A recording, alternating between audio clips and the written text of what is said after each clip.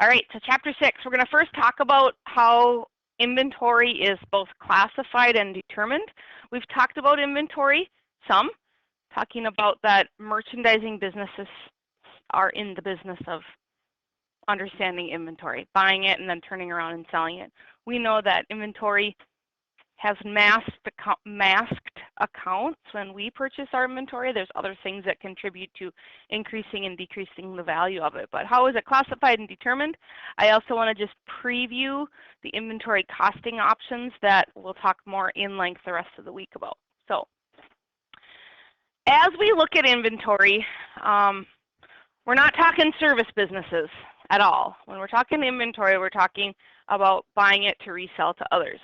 Merchandising companies, I want to get to the right part of my notes here so I don't miss anything.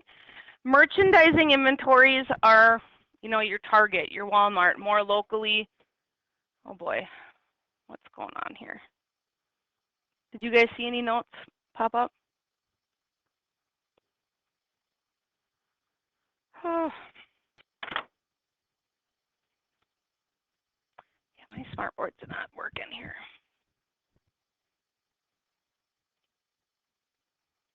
Okay. Let's talk local here. A merchandising company would be Willys. They're, of course, in the market of buying and selling food. Okay. They offer more products than that, but just for simplicity, let's talk Willys. Okay. Their one classification of inventory is inventory. We know there's some things that make inventory go up and down. Things like if we have to pay freight to pay the incoming freight bill, that would make inventory go up. There's things that make it go down, like if they sell, or if they buy a whole pallet of stuff that's bad, they'll probably get a discount on that or return it. So we know there's things that make inventory go up and down. It's just from a classification perspective, if you're a merchandising business, inventory is inventory. However, if you're a company like Superior Industries that manufacture stuff, there's actually three classifications there. There are raw materials, there's stuff that's out on the line or work in progress, and then of course they're finished goods. If you've never toured at Superior, Westmore, Hancock Concrete, it's a very fascinating tour. Every time I go, I learn something new. Most recently, I was there with the 7th and 8th graders before Thanksgiving for their career day, and I definitely saw all three of those classifications of inventory.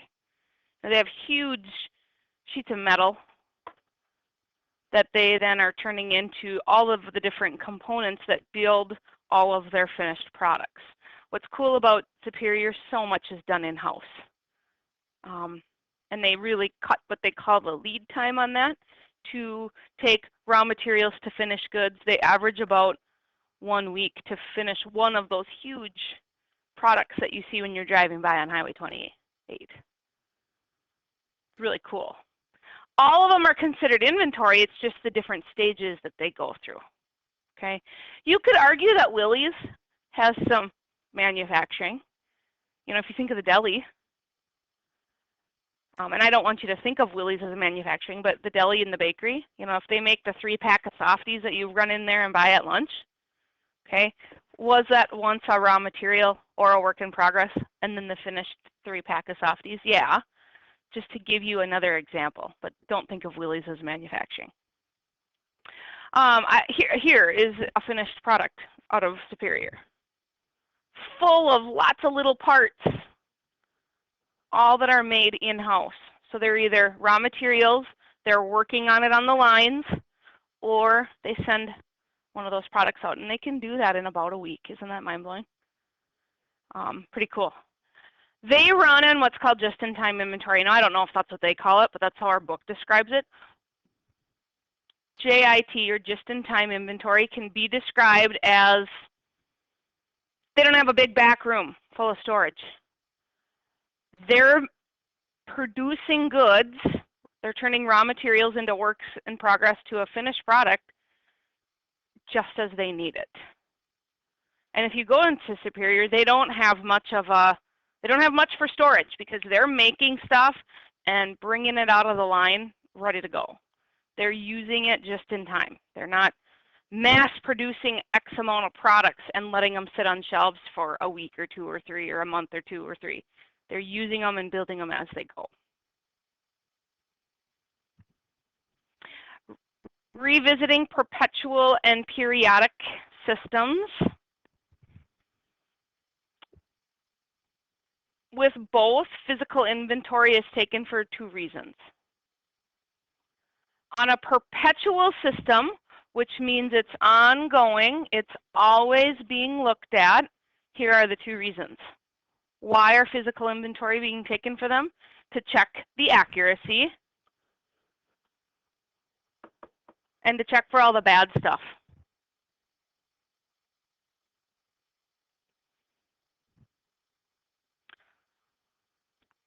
So in other words, they're counting. Someone's counting or weighing or looking at it. Maybe if it's a barcode system, it's being beeped in.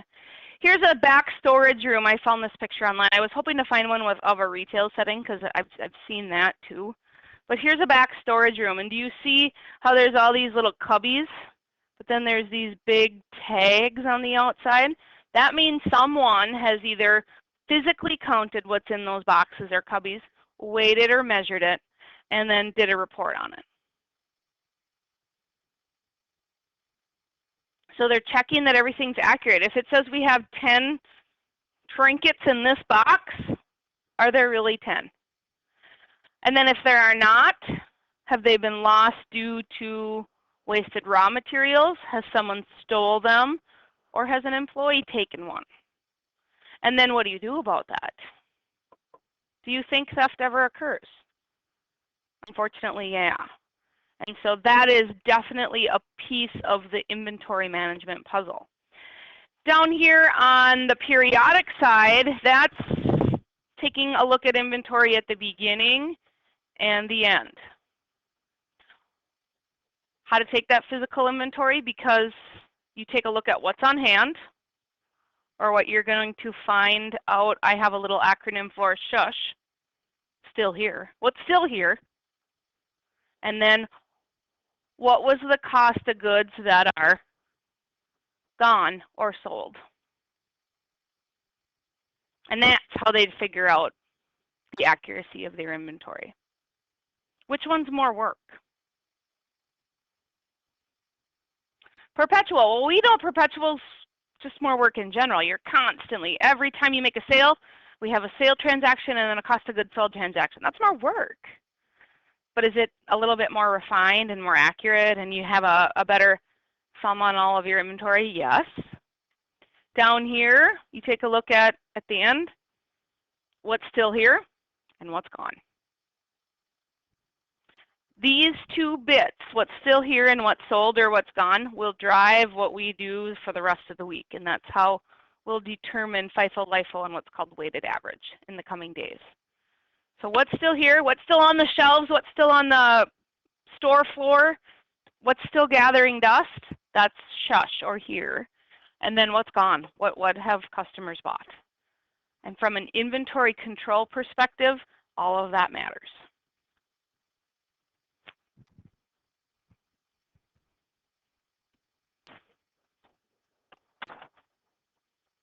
I guess I can't. Yes. Right. Correct. That's messy. Yep. But it exists and you need to have that as a factor. Taking physical inventory. So the process of actually taking inventory involves 3 things. Someone's either got to count it, weigh it, or measure it. Put yourself at Town and Country for a minute. They've just done a nice renovation there.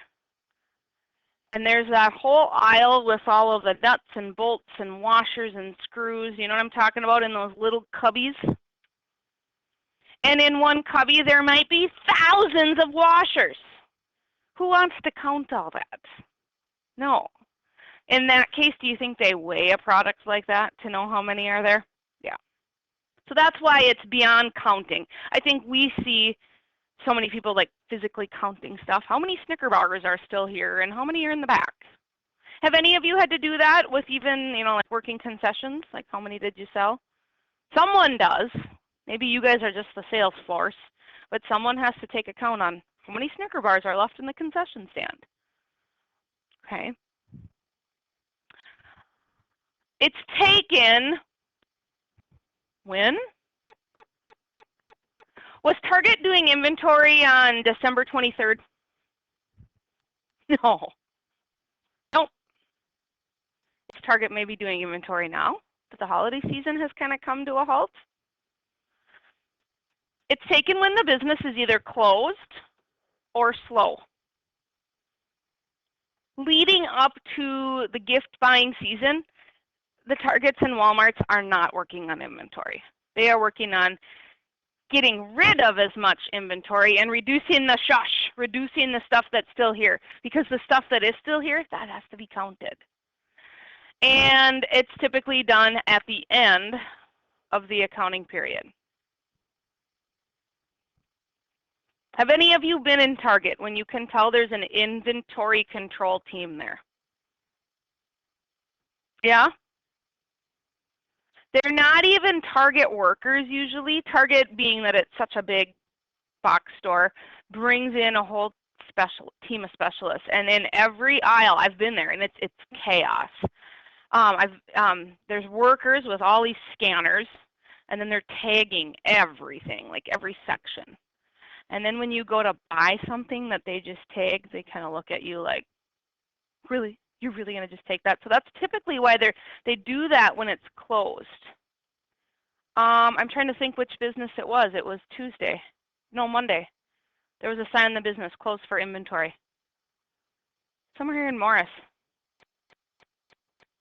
Literally a sign on the door, closed for inventory. They want to be counting, weighing, and measuring without their customers there. And you might say, what? You're willing to compromise one day of business? Yeah, well, this is part of doing business. You need to know where your inventory is. I can't say for sure, but let's just write Target. It's probably no. It's probably here at year-end time when all of their holiday sales are done and their shelves are a little bit bare. It's a great time for Target to do it. I can't say that they are doing it, but you have to think about when are your slow times of the year. Okay. Folks at Willys, Dana, I'll pick on you. How do they manage? When do they take inventory? Have you ever been part of that process?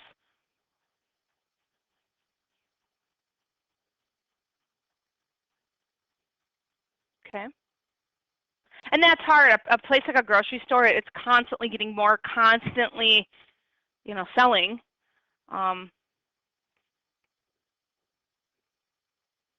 If Willys was closed for inventory, it'd be an uproar in Morris, yes. But it happens at some point, and maybe it's more of a behind-the-scenes thing.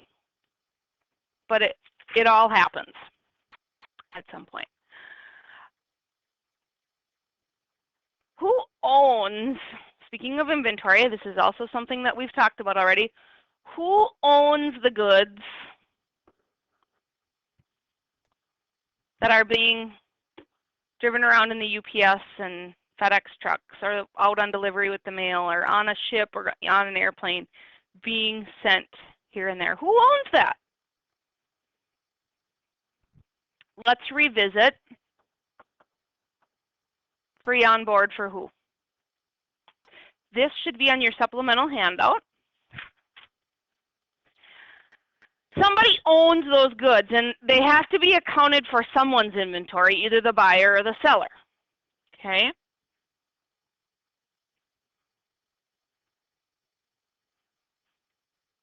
Let's go back to, I think I used a Lego example when we talked about this the first time. If Lego is the seller and Jenny Mars is the buyer, someone owns those Legos when they're being transported. If it's FOB shipping point, the buck stops here. It's FOB for who? The shipper. So it's free for the shipper. It's free for Lego. And as soon as it gets on an airplane, a ship, a van, anything, I own it. Now, is there probably some insurance? I mean, if this car or if this FedEx truck crashes and my Legos go spewing everywhere, and take better care of your stuff. Do you think Lego is probably going to send me another one? Because the Legos are probably a pretty reputable company and they want me happy, okay? But technically, if it's FOB shipping, the buyer owns it.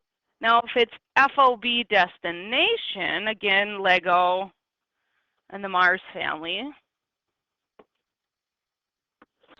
if it's free for the destination, or in my case, me, the buyer, Lego owns it until it reaches my doorstep. We've come off the free shipping set of months. It's not as much free shipping right now.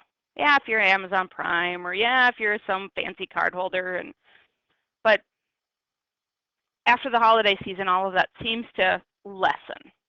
Okay, so Lego owns those until it gets to my door, because this is also considered free shipping. It's just that you probably haven't ever thought of it, that who owns those Legos. Up here, I do, as soon as they leave the warehouse. Down here, Lego does until they reach my doorstep.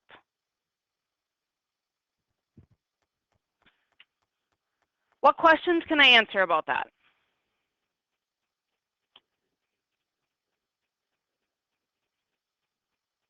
Thank you. I'm glad that I was going to wait until someone asked that question. If Legos ticket, they bring in the inventory team, they're trying to count how many bricks, if you can imagine how many Lego bricks are manufactured in a given day. Okay, speaking of that, Lego is raw. They take raw materials to build Legos. Lego actually has silos. You know how there's silos around here for egg reasons? Lego has silos for their bricks. It's crazy. Okay, look it up. It's kind of cool, the Lego silos. Anyway, if there's Legos, let's see right here. If there's Legos on that FedEx truck on its way to my house, and in the middle of it, Lego's like, oh, it's taking inventory. Do they have to account for those being shipped? Yeah, they do. So they have to know how many Legos are out there on free shipping for the customer and account for that, because that still is owned. Actually, it's one of the end of chapter things that you're going to work on in just a minute. It's all based on the dates. What date was it sold? What date did it arrive? And if it's in shipment and it's time to take inventory, that in shipment stuff needs to be accounted for. So we'll do that in a problem. Good question though. Although this is where the first section ends. Oh, I knew that I needed to add that. So we'll come back to that in a minute. Although that's where the first section ends, I want to preview the next section just as a little warm up for tomorrow. But before we do, let's talk about one more type of inventory, consigned goods, or what you hear of places that are what are called consignment shops. Okay. My PowerPoint didn't originally have this, but your book talked about consigned goods, if I recall. Consigned goods are when a business has the goods, but they don't own them. But they're willing to sell those goods for a fee or commission. The best example I can give you, not just because I'm in this industry, but antique stores often run on consigned goods. One of my favorite antique stores is up in Alex. It's called Yesterday's. It's huge, big. You've maybe been there if you've been downtown Alex. Huge, multi-level building, okay? Lots and lots of inventory in that place. Really, literally stacked to the ceilings. You can kind of tell the booths, if you will, just based on how they're set up and how they look. Does Yesterday's own all of those goods? No, they don't. Yesterday's in Alex, so the business, houses them, but all the dealers that are contractually set up with that antique store own them. Yesterday's doesn't take ownership of it. They're willing to sell it for dealers for a pretty penny. And consignment places operate on a variety of options. They can just charge a flat fee, or they'll take a little percentage of every sale that happens. When I actually sold antiques up in Alex, ours was a fee. Basically, we paid a monthly rental fee for the space. But then when it came time for them to sell my goods, they didn't charge a percentage. A lot of places, though, work on the commission side of things. They're not going to charge a fee, but then every time they sell a $5, $10, $500 item, they're going to take a certain percentage of that, basically to cover their bills, heat and electrical and advertising, stuff like that. I'll give you another example. My dad right now is selling a car, an old sports car.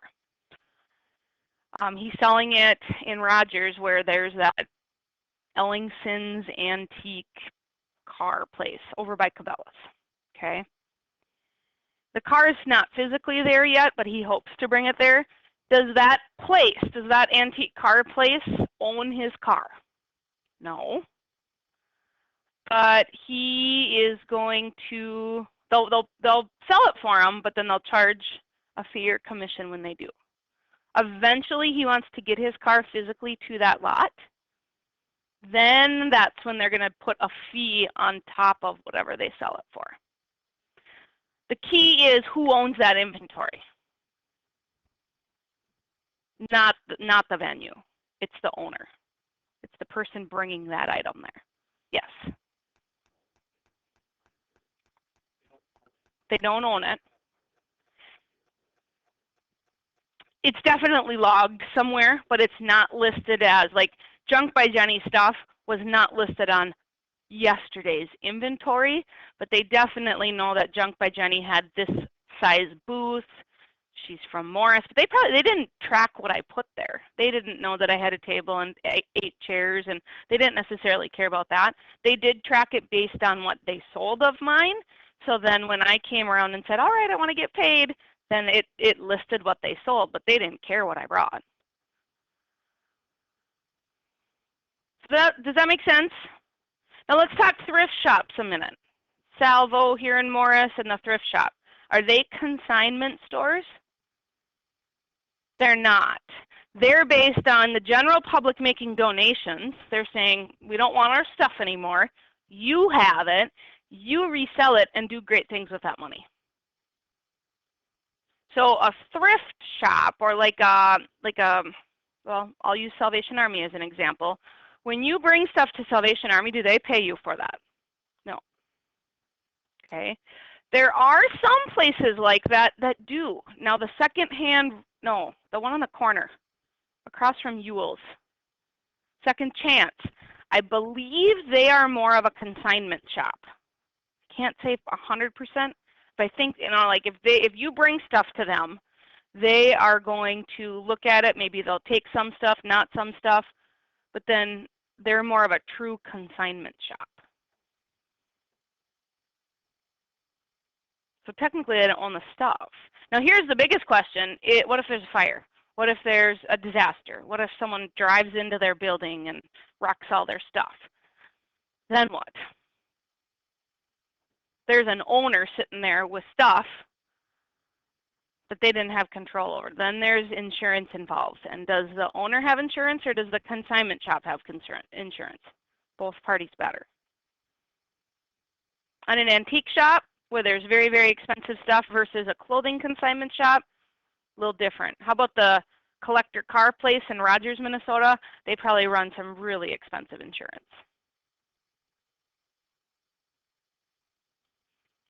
Let's just preview what's coming tomorrow. Sorry about my old notes. When inventory comes into a retail setting, it's all based on cost. We don't care what we're going to sell it for. It's all based on cost. What did it cost to get a pallet of canned corn at Willie's? What did it cost for Be Inspired to get their Valentine collection? What did it cost? Yeah, they're going to mark it up and sell it to customers for more, but cost or cost of goods sold is the key. We know that cost is way more than just the wholesale price. What did it cost to get the goods here and get them in condition ready for sale?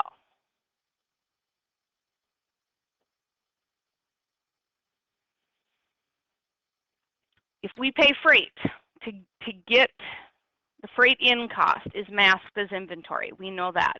If we have to train our employees how to sell it, or we have to set up the product or assemble the product, all of those costs will make cost of goods sold go up. We know there's lots of hidden costs that are masked in inventory. Here is a preview of tomorrow. We're going to cover this on Thursday and Friday. There's 4 different ways you can analyze cost at. The rarely used one, which I don't even think the book talks much about. Specific identification is one. FIFO and LIFO are 2 more. And then the average cost is yet a 4th. We're going to focus on the last 3, FIFO, LIFO, weighted average. I'll explain what specific identification is, but that one's rarely used. So we know we look at inventory from a cost perspective. There's 4 ways to analyze that, what are called the cost flow assumptions. Every business does it a certain way, and what you need to know about these cost flow assumptions is you have to kind of determine your way and then stick to it. Last thing that I'm going to talk about today is the last thing that's on your supplemental handout, this. Crivets TV Company purchases 3 identical 50-inch TVs on different dates. So the key here is they're buying 3 identical TVs. They bought them at different times throughout the year. One of the 50-inchers cost $700. Another one a few months later. Yeah. In February, we bought one for $700. Excuse me, 1 month later, the price seemed to go up, or the cost, excuse me. And then in May, we saw an $800 jump. So again, I don't care what we're selling them for right now. I just know that in February, I bought a $700 TV.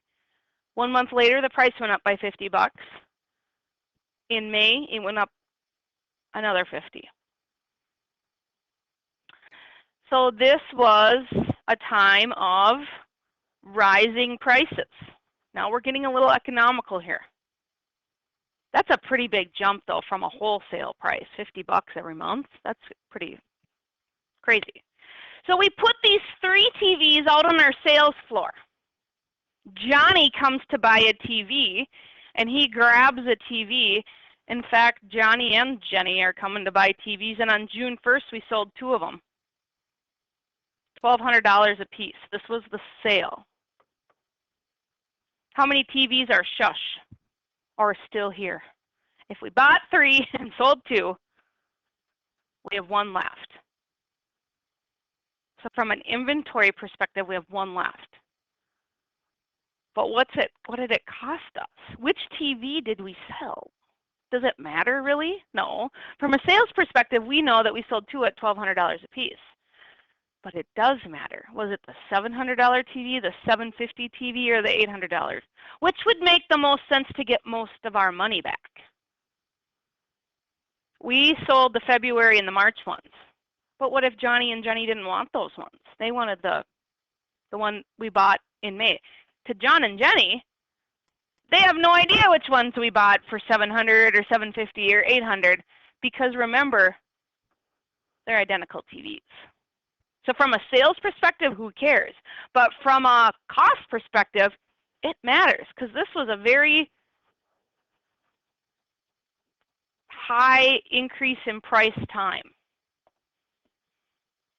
That's where you apply one of these inventory costing methods on there, FIFO, LIFO, or average, and it does matter. And we're going to analyze this. We're going to talk about this in the coming days. And I know when I teach this, I've got to slow down. I've got to go slower than what I even want to do. Because it's once you get it, it's easy. Just kind of like closing entries seem really hard right away, but after we do them many, many, many times and I give you all sorts of tools to make the process better, it's pretty easy.